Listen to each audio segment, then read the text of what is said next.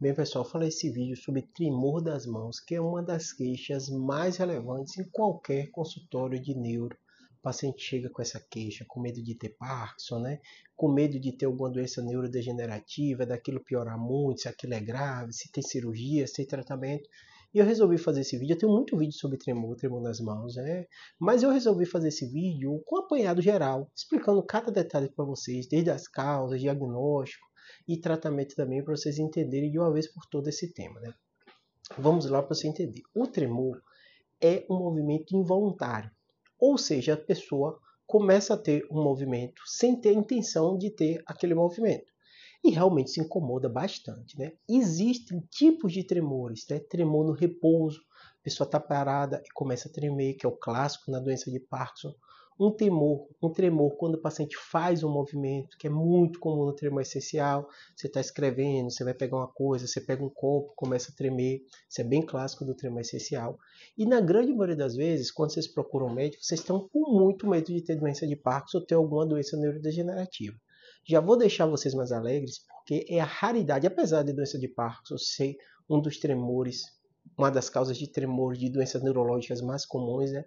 O tremor essencial é líder disparado e é uma doença benigna, que na maioria das vezes não causa grande limitação, o paciente incomoda, é chato, mas geralmente não tem consequências maiores, né?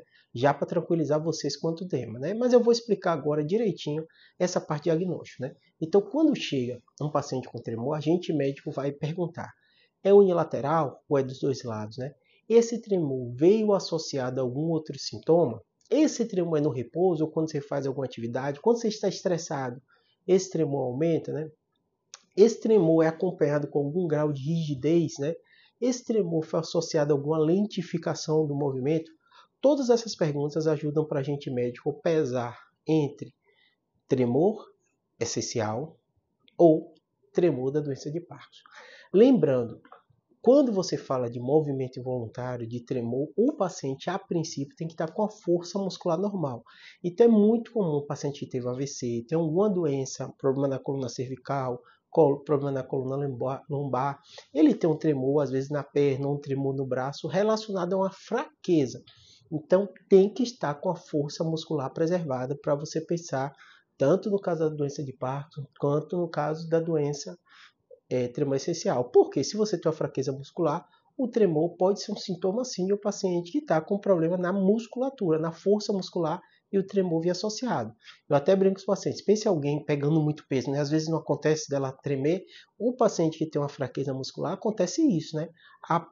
Obviamente, né, não é tanto peso, mas dentro daquele contexto dele tem enfraquecimento, às vezes vem o tremor associado porque ele está fazendo esforço, né? Então é completamente diferente se o paciente tem déficit. Então, o primeiro aspecto quando alguém se queixa de tremor é a gente imaginar: este paciente tem alguma outra alteração neurológica, esse paciente tem algum outro déficit focal, esse paciente tem algum outro sinal e sintoma associado a esse tremor, e isso ajuda a gente a direcionar.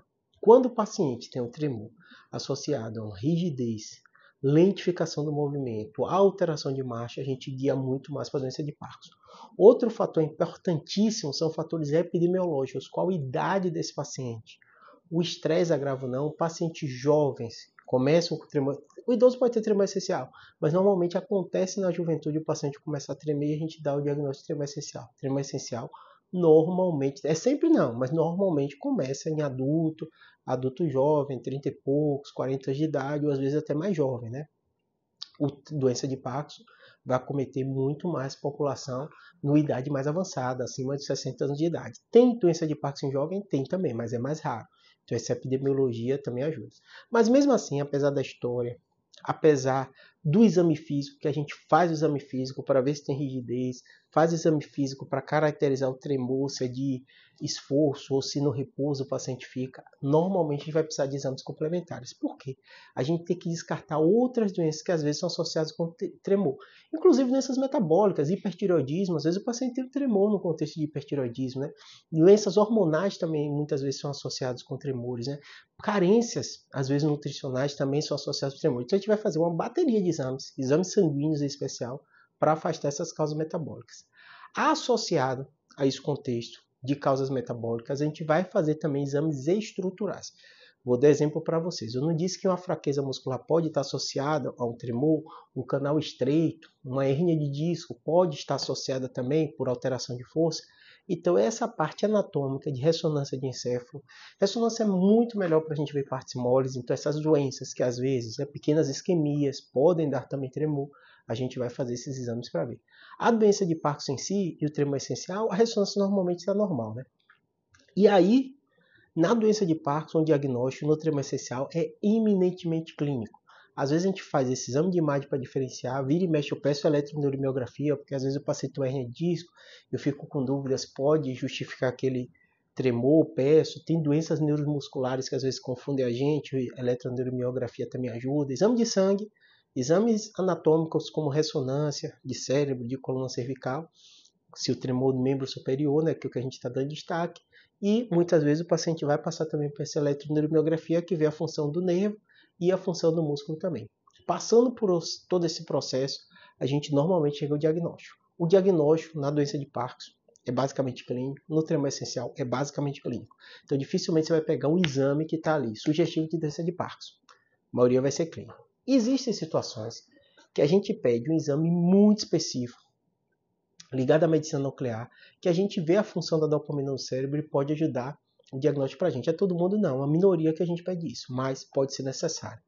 Esses testes geralmente são difíceis do convênio aceitar, são caros, mas quando é necessário, quando gera muita dúvida, a gente pede para ver justamente essa função da dopamina no cérebro. Por isso são exames mais caros, são mais modernos e muitas vezes não é necessário ele, né?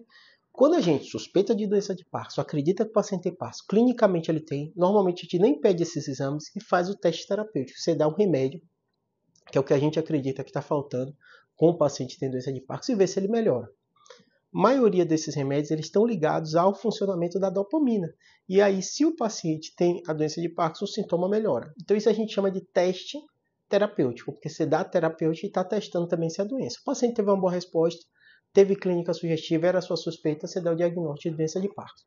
O tremor essencial é um pouquinho diferente, né? Porque o tremor essencial, de um modo geral, está muito relacionado ao sistema nervoso simpático, do estresse. Então, na maioria das vezes, você vai dar remédio, né, que tem o efeito bloqueador periférico desse sistema adrenérgico e vai melhorar o tremor. A grande questão é que muitas vezes é jovem, tem que ver como está a pressão, porque muitos desses remédios podem também baixar a pressão, tem que acompanhar se a frequência cardíaca também pode baixar por causa disso. Então, o médico vai analisar nesse caso. Contextos perfeitos, pacientes que às vezes têm uma pressão um pouquinho alta, frequência elevada, e você dá o remédio que acaba você tratando, às vezes, essa pressão alta do paciente e também melhora o sintoma de tremor essencial. Então, às vezes, eu tenho um paciente que é hipertenso, está até tomando remédio, conversa com o cardio, a gente troca para um remédio que bloqueia essa parte do tremor e também trata a pressão, tá bom?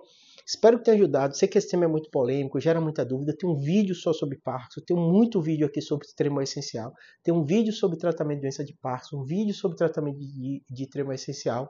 Se você quiser uma coisa específica sobre esses exames de doença de Parkinson, procura também esses vídeos para vocês, tá bom? Tem um vídeo sobre prognóstico de tremor essencial, né? Agrava, não agrava, como é que você diferencia. E aí esse vídeo aqui foi apanhado geral para tirar as dúvidas mais comuns de vocês nesses outros vídeos, tá bom? Espero que tenha ajudado.